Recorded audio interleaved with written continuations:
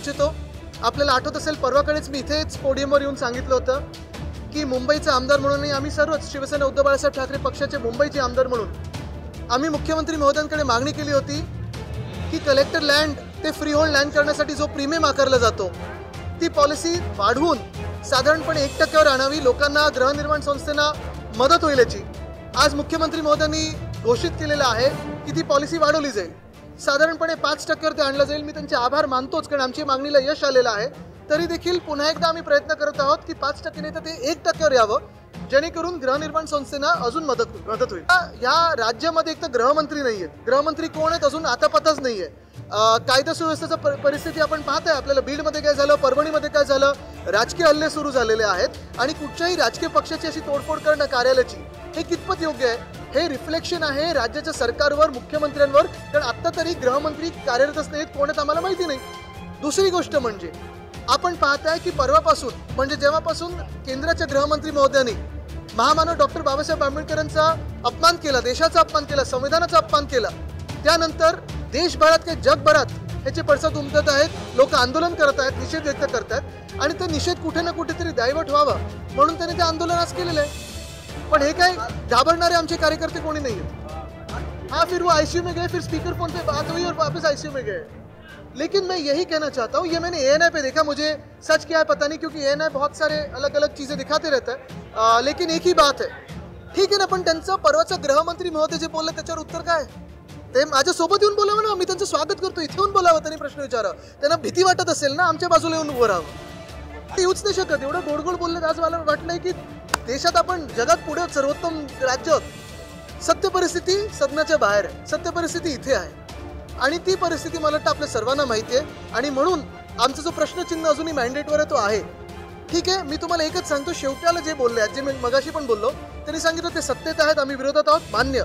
जी काही आत्ता त्यांना संख्या मिळाली मान्य, संख्येचं बळ असेल, जे काही असेल मान्य.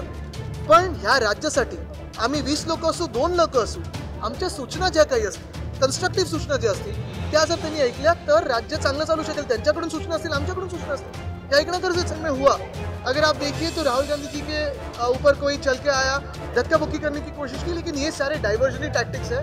बात यही है कि इंडिया अलायंस के जो संसद है वो सारे के सारे संसद इसी बात पे आंदोलन कर रहे थे कि जो अपमान गृह मंत्री ने महामानव डॉक्टर बाबा साहेब आंबेडकर का किया, देश का किया, संविधान का किया, उसके खिलाफ हमारा ये प्रदर्शन जारी रहेगा.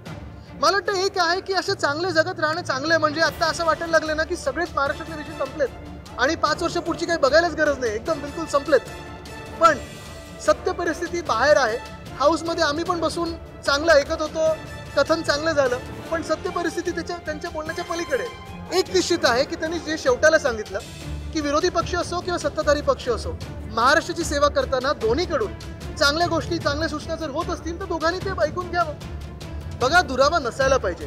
ते राज्याचे मुख्यमंत्री आहेत. जरी आम्हाला अर्थात अजूनही या निवडणुकीवर विश्वास किंवा हे मॅन्डेट जे मिळालं त्याच्यावर प्रश्नचिन्ह असेल, ठीक आहे, हा एक वेगळा विषय झाला. पण सत्य परिस्थिती आत्ता अशी आहे की निवडणूक आयोगाने असेल, त्यांना आत्ता सत्ताधारी पक्षात बसवलेलं आहे, आम्हाला विरोधी पक्षात बसवलेलं आहे.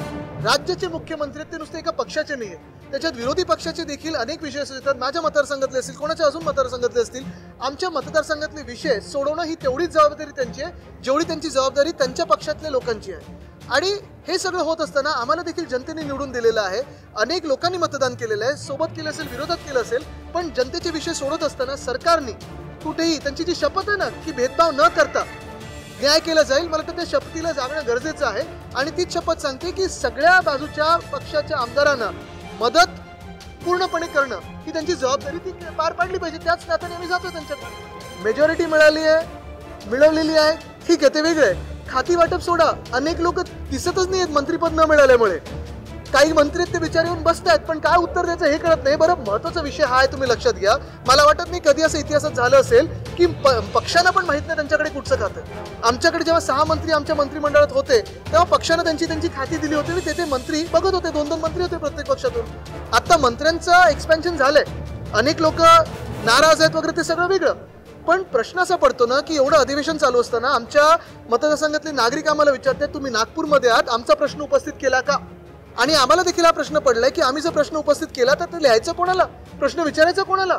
कारण आज खाती वाटप नाही झालंय, मंत्र्यांना जबाबदाऱ्या नाही आहेत, बिनजबाबदारीचे मंत्री मजा मारतात, बंगले मिळाले, गाडी मिळाले, सब कुछ मिला, जिम्मेदारी किसके पास? जे आंबेडकर प्रेमी आहेत, कारण काय ते इतर पक्षांमधून भाजपमध्ये गेलेत, अनेक लोक मूळ भाजपचे नाही आहेत, त्यांची विचारधारा मूळ भाजपची नाही आहे, अनेक त्यांचे मित्र पक्ष. आता मला तुम्ही सांगा, आठवले साहेब काय बोललेत का अजून?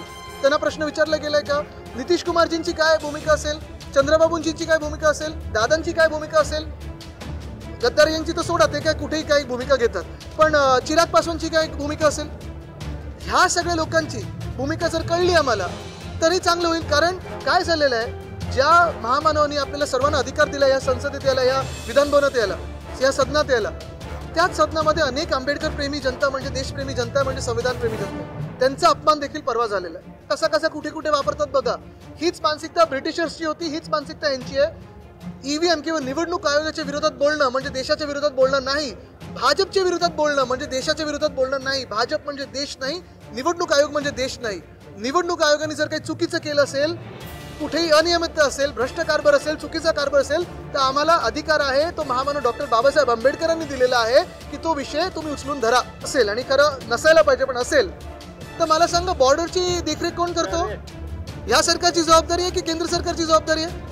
म्हणजे तुम्ही विचार करा, बांगलादेशमधून इथपर्यंत यायला बांगलादेशी घुसपेठेनं किती राज्य पार करायला लागतं? आणि हे सगळं झाल्यानंतर जेव्हा ते इथे येतात, इकडे काही इंटेलिजन्स वगैरे नाही आहे. गेल्या 2.5 वर्षात कोणाचं सरकार होतं, त्याच्या आधी कोणाचं सरकार होतं 5 वर्ष? आमची 2.5 वर्ष कोविडच्या काळात तर लॉकडाऊनच होतं, जिल्हाबंदीच होती. पण महत्त्वाची गोष्ट म्हणजे ही आहे की इथे जर येऊन राहत असतील तर तुमचं म्हणणं हे आहे का की केंद्र सरकार फेलियर आहे? हे तुम्ही म्हणत असाल तर मान्य आहे, तुम्ही बघा मग कोण कोण आहे आणि ते ओळखा आणि परत पाठवा ना.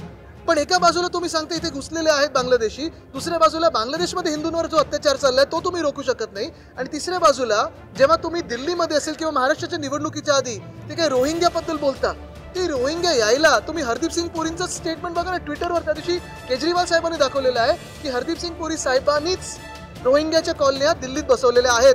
हे अधिकृतरित्या केंद्र सरकारने सांगितलेलं आहे. याच्यावर केंद्र सरकारने उत्तर पाहिजे द्या आम्हाला शिकवण्याच्या आधी.